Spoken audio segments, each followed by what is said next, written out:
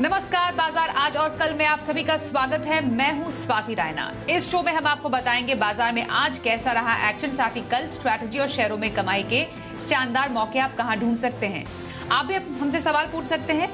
सवाल कीजिए व्हाट्सएप करके 9582226666 हमारा नंबर है। साथ ही सोशल मीडिया प्लेटफॉर्म्स पर भी आप हमें सवाल पूछिए। फेसबुक पर @ZBusiness ऑनलाइन और ट्विटर पर @ZBusiness पर अपने सवाल भेजें। #बाजार आज और कल जरूर लिखिएगा। और आपकी कल की तैयारी कराने के लिए जी बिजनेस के मैनेजिंग एडिटर अनिल सिंघवी से करेंगे बातचीत। और साथ ही हमारे साथ एक और खास मेहमान है प्रॉफिट मार्ट सिक्योरिटीज के अविनाश गोरखकर। अविनाश जी, स्वागत करते हैं आपका शो में। और जी बिजनेस रिसर्च टीम से मेरे सहयोगी आशीष चतुर्वेदी से जानेंगे आज बाजार में किन खबरों में कौन से शेयर रहे और किन शेयरों में आज जबरदस्त एक्शन देखने को मिला। बातचीत शुरू करेंगे उससे पहले जरा आज के बाजार पर एक नजर डाल लेते हैं। तो आज था हफ्ते का पहला कारोबारी दिन और पहले दिन हमने देखा बाजार तेजी के साथ बंद हुए। बाजार आखिरी घंटे में मजबूती के साथ बंद हुए। सेंसेक्स 327 अंक चढ़कर 53,234 के लेवल पर बंद हुआ। निफ्टी 83 अंक उछलकर 15,835 के स्तर पर बंद हुआ। बैंक निफ्टी 400 से ज्यादा अंकों की तेजी दिखा गया और बैंक इंडेक्स 33,940 के स्तर पर बंद होने में कामयाब रहा।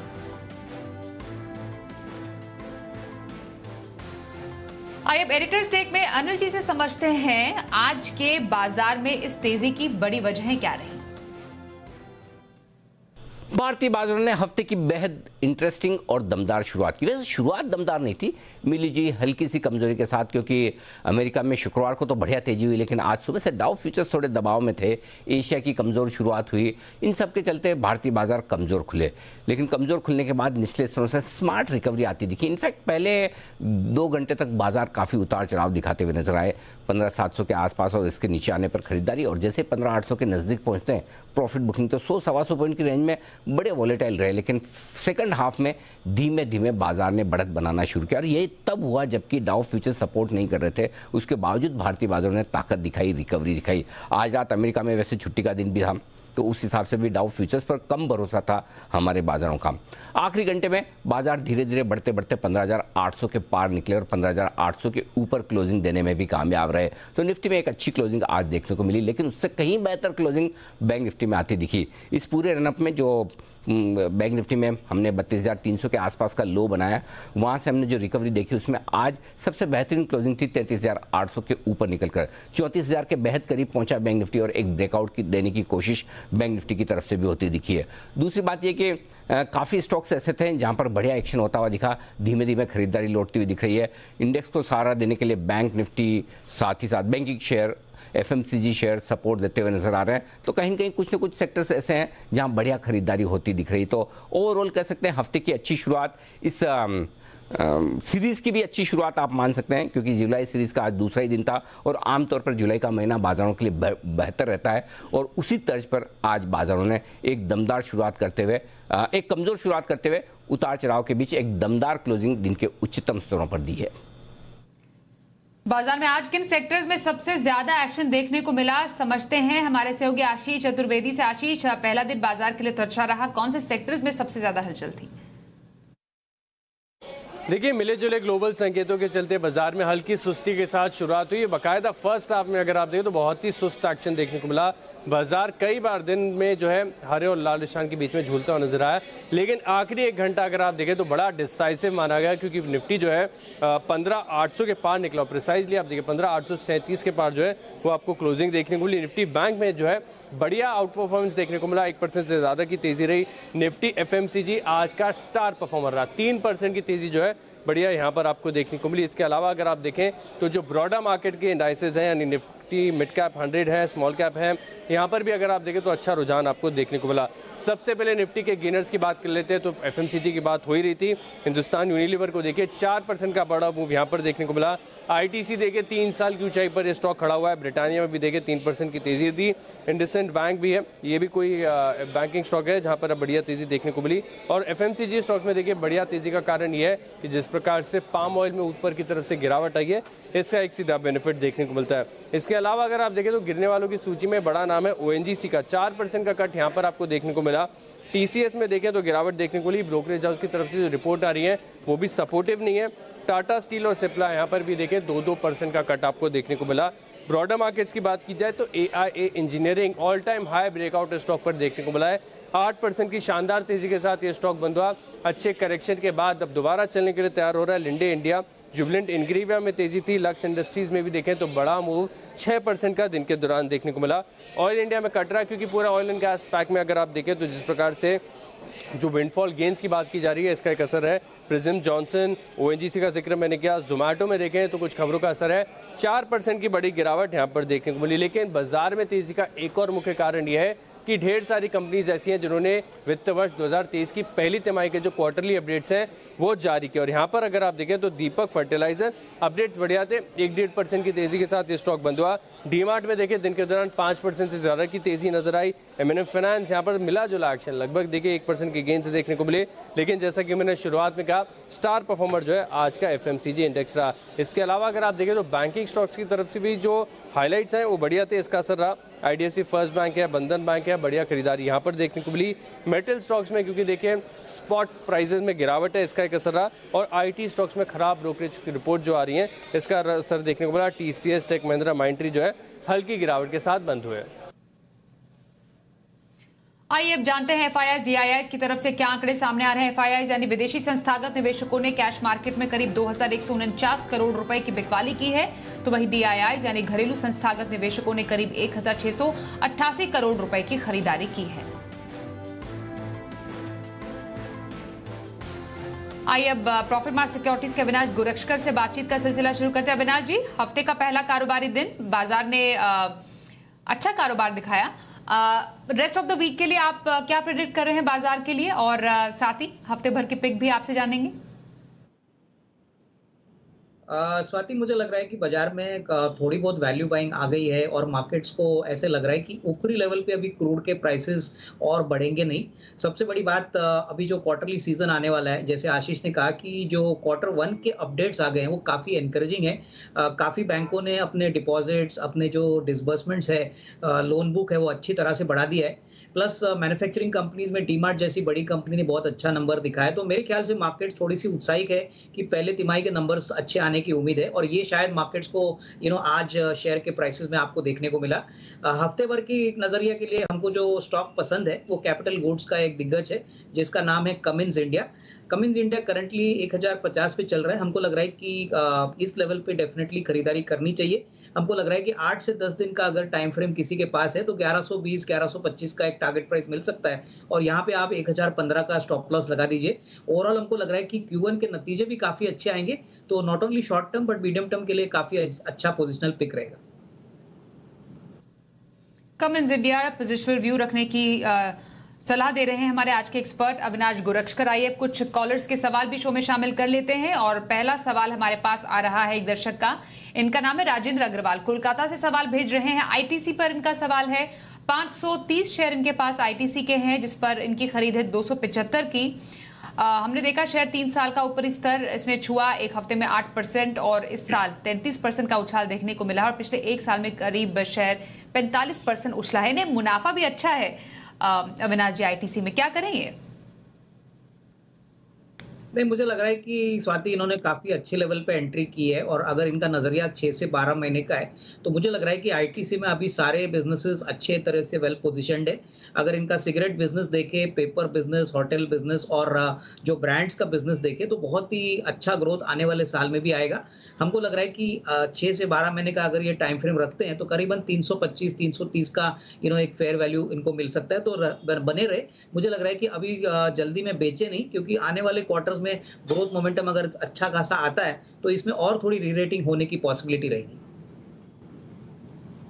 ITC में बने रहने की सलाह आ रही है आपको अविनाश गुरक्षकर जी की तरफ से।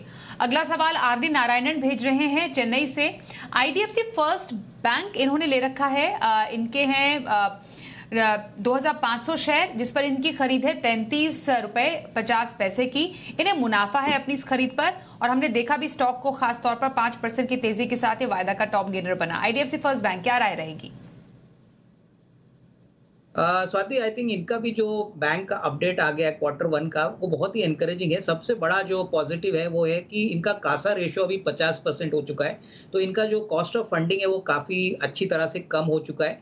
आने वाले दिनों में हमको लग रहा है कि कम से कम आने वाला साल, दैट इज़ FY23 के लिए होपफुली अगर ग्रोथ एसएमई और एमएसएमई सेक्टर में आता है, तो इस बैंक को काफ़ी फ़ायदा होना चाहिए। मेरे ख्याल से इन्होंने अभी 33-34 में खरीदा है, तो ये अभी कॉस्ट प्राइस पे ही बैठे हैं।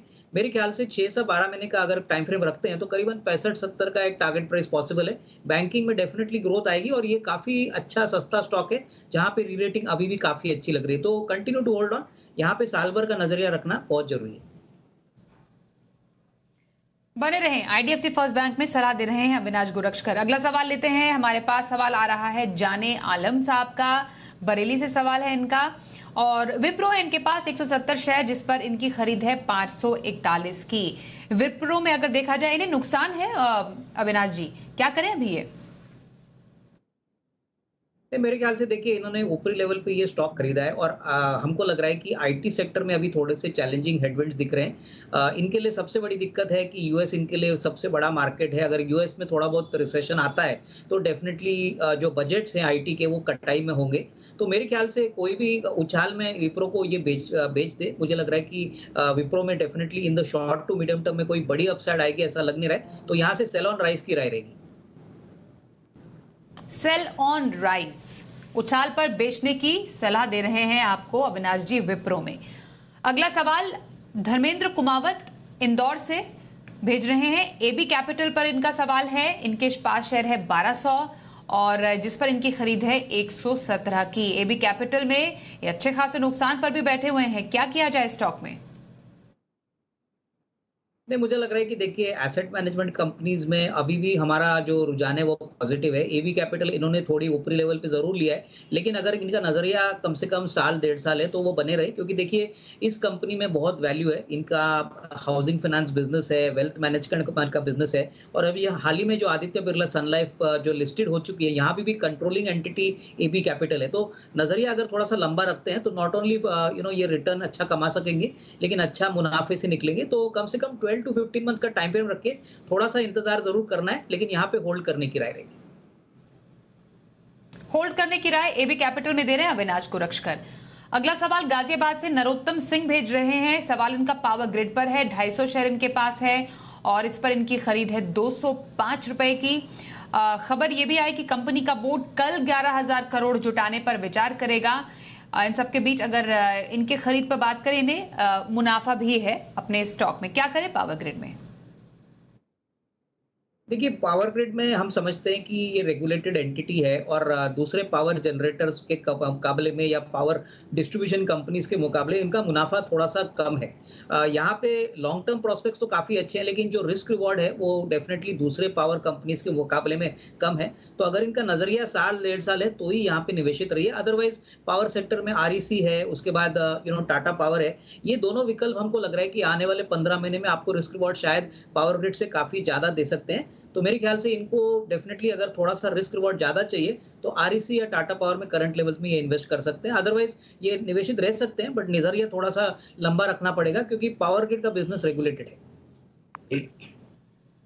ओके, तो फिलहाल पावर ग्रिड में लंबी अवधि के नजरिए के लिए आपको निवेशित रहने की सलाह है। इनफैक्ट आरईसी में भी आप खरीदारी के मौके ढूंढ सकते हैं।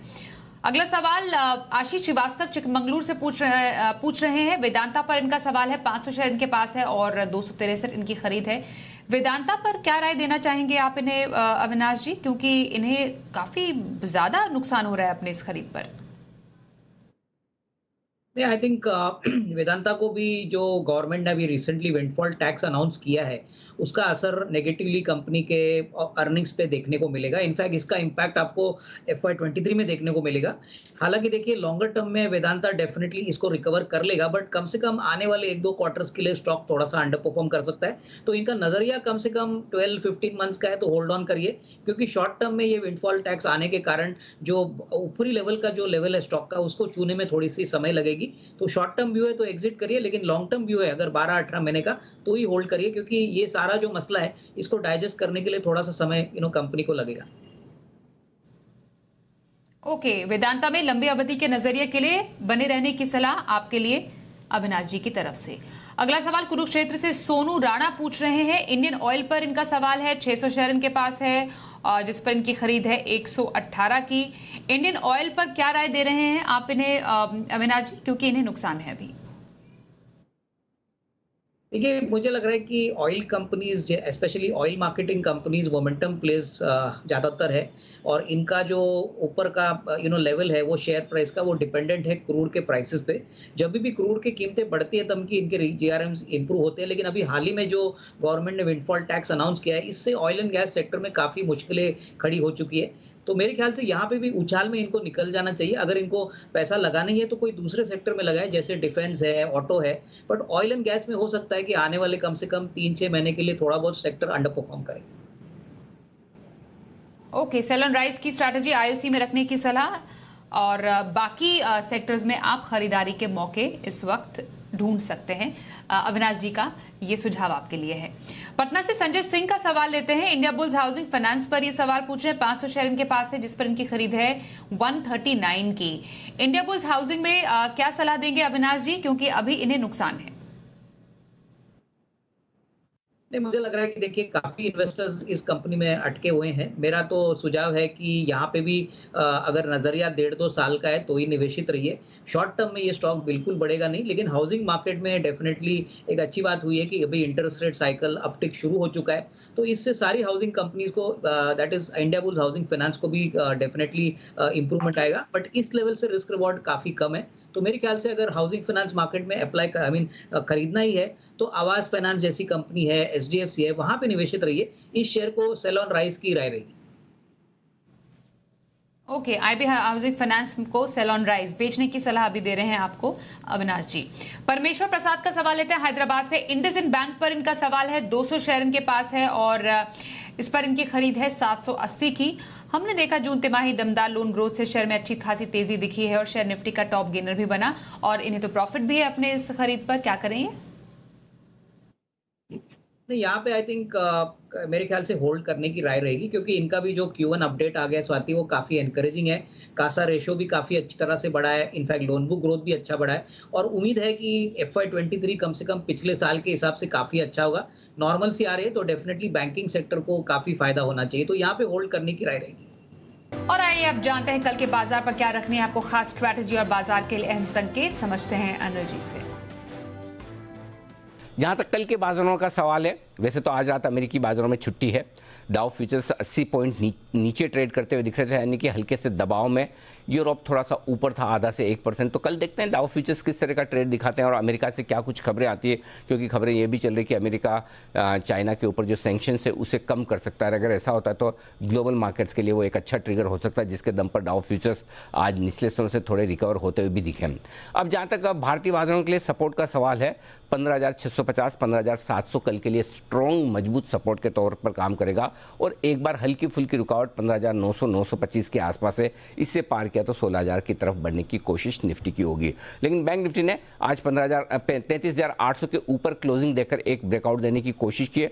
34,150 के आसपास हल्की फुल्की रुकावट है बैंक निफ्टी पर, उसको पार करके बैंक निफ्टी 34,350, 34,450 की रेंज तक जाने की कोशिश कर सकता है ऊपरी स्तरों पर। और नीचे जो सपोर्ट है बैंक निफ्टी पर, अब वो 33,650 से 33,800 की रेंज में रहेगा। ये बेहद मजबूत सपोर्ट के तौर पर काम करेगा और बैंक निफ्टी साफ तौर पर बाय ऑन डिप्स का रुझान दिखा रहा है। निफ्टी में एक दिन और इंतजार करना होगा। 15,850 के ऊपर बंद होने के बाद निफ्टी भी आपको बड़े ब्रेकआउट के संकेत दे सकता है। आइए अब देख लेते हैं कल का ऑप्शन।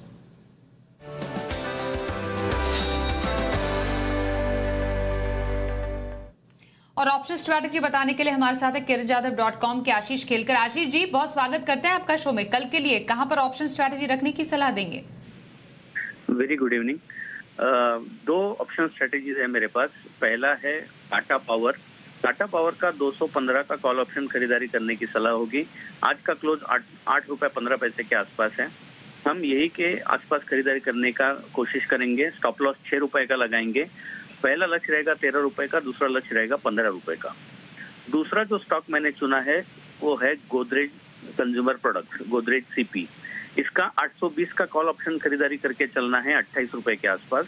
हम स्टॉप लॉस लगाएंगे 23 रुपए का। पहला लक्ष्य रहेगा 40 रुपए का, दूसरा लक्ष्य रहेगा 45 रुपए। बहुत धन्यवाद आशीष जी, कल के लिए ऑप्शन स्ट्रैटेजी बताने के लिए। और लॉन्ग टर्म स्ट्रैटेजी के लिए अब मैं अविनाश जी आपके पास आऊंगी और जानूंगी लंबी अवधि की खरीदारी के लिए कौन सा स्टॉक है आपके पसंद। स्वाति, लॉन्ग टर्म पिक हमारा एक ऑटो कंपोनेंट प्लेयर है जो कंट्री का सबसे बड़ा फोर्जिंग प्लेयर है और कंपनी का नाम है भारत फौज। भारत फौज ने बहुत ही दमदार नंबर्स पिछले साल डिक्लेयर किए थे और ये ज़्यादातर इसलिए हुआ था क्योंकि एक्सपोर्ट मार्केट अच्छी तरह से चला था। कमर्शियल व्हीकल मार्केट में भी ये काफ़ी बड़े प्लेयर्स है। जिस प्रकार की तेजी हमको कमर्शियल व्हीकल सेगमेंट में दिख रही है, हमको लग रहा है कि सारे ऑटो कंपोनेंट प्लेयर्स जो इस सेक्टर को सप्लाई करते हैं उनको काफ़ी बेनिफिट होगा और भारत फौज एक बहुत बड़ा प्लेयर है कमर्शियल व्हीकल सेक्टर के लिए। दूसरी बात, यूएस मार्केट्स में जो क्लास 8 ट्रक्स बनते हैं वहाँ पे ये सबसे बड़े ग्लोबल मैन्युफैक्चरर्स है, तो यहाँ पे भी जो नंबर्स आ रहे हैं काफ़ी तेजी के हैं। उसके ऊपर जो स्टील के कीमतें हैं वो अभी हाल ही में पिछले 1-2 महीने से काफ़ी सॉफ्ट हो चुकी है। तो हमारा मानना है कि आने वाले साल में वॉल्यूम ग्रोथ तो जारी रहेगा लेकिन मार्जिन प्रेशर जो पहले था वो भी कम हो जाएगा। करीबन 28-29 रुपए की अर्निंग हमको लग रहा है कि FY23 में आएगी, जो पिछले साल करीबन 22-23 रुपया था। तो इसको इस लेवल से खरीदना चाहिए। करीबन 650 का लेवल अभी चल रहा है। करीबन 6 से 12 महीने की अवधि कोई रखता है तो करीबन 770-775 का टारगेट प्राइस पॉसिबल है। तो इसको डेफिनेटली अपने पोर्टफोलियो में इंक्लूड करना चाहिए। भारत फौज लंबी अवधि की खरीदारी का स्टॉक जो है पसंद अविनाश गोरक्षकर की। बहुत धन्यवाद करेंगे अविनाश जी आपका, आप हमारे साथ शो में शामिल हुए। बाजार आज और कल में आज के लिए बस इतना ही। रुकते हैं एक ब्रेक के लिए, पर खबरों का सिलसिला जारी रहेगा। देखते रहिए सी बिजनेस।